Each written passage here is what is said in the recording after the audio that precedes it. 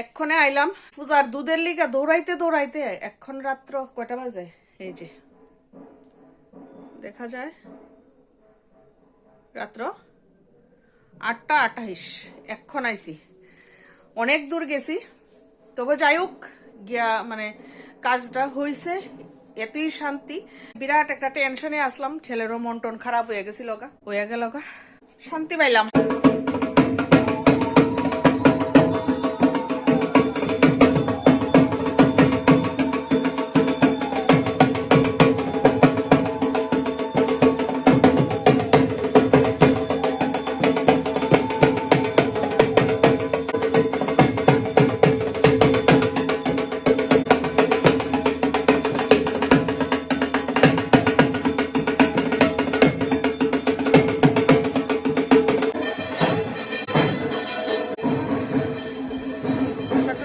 বাইরিলাম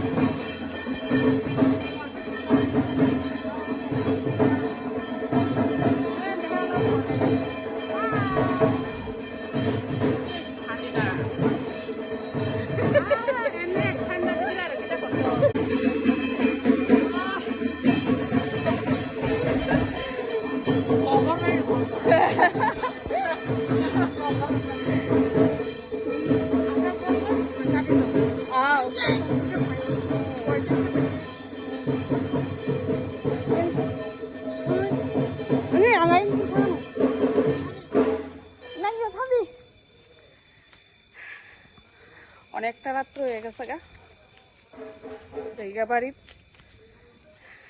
সবার লগে দেখা হইলে আসলে মানে কথা কইতে কইতে সময়টা জানি কিভাবে পার হইয়া জায়গা কইতারি না অনেক রাত্র হয়েছে সব নীরব রাস্তাঘাট দেখাই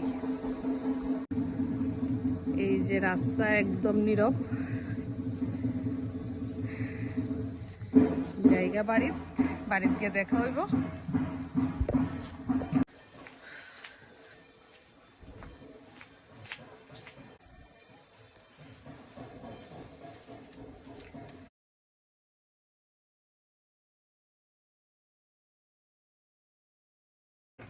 ঘুমাইছো না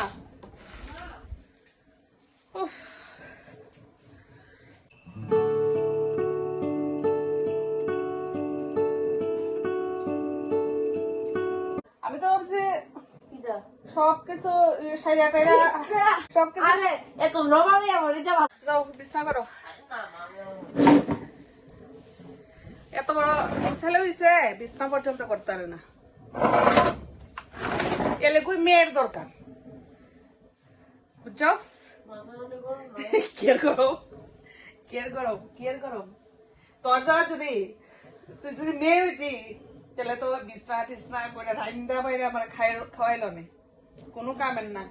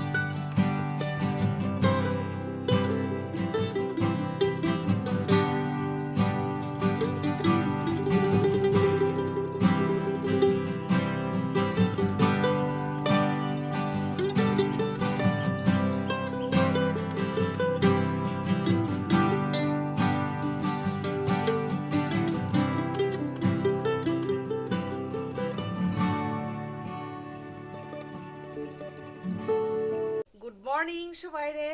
তো এখন স্নান টান কইরা পূজা দিয়ে আয়া পড়ছি, কারণ আগামী কালকে তো শিবরে স্নান করাইবো, তার লেগে মানে আজকে নিরামিষ খামু। তো স্নান টান করে পূজা দিয়ে আয়া পড়ছি, ওখানে ঝটপট রান্না করবো, প্রায় 10টা বাজতেছে। তো আগে রান্নাটা শুরু করি, তারপরে তোমরা লাগে কথা বলবো। এদিকে ভাত বয়ে দিলাম, আজকে একটু রান্নাটা দেরি হইব ঠিকই।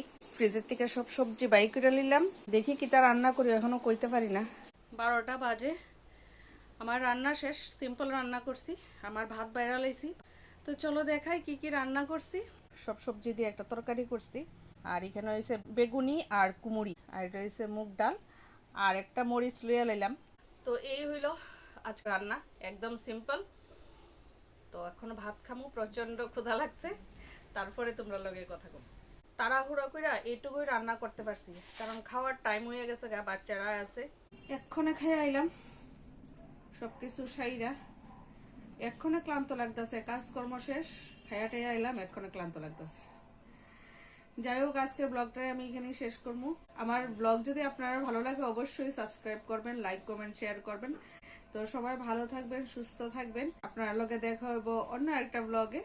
টাটা।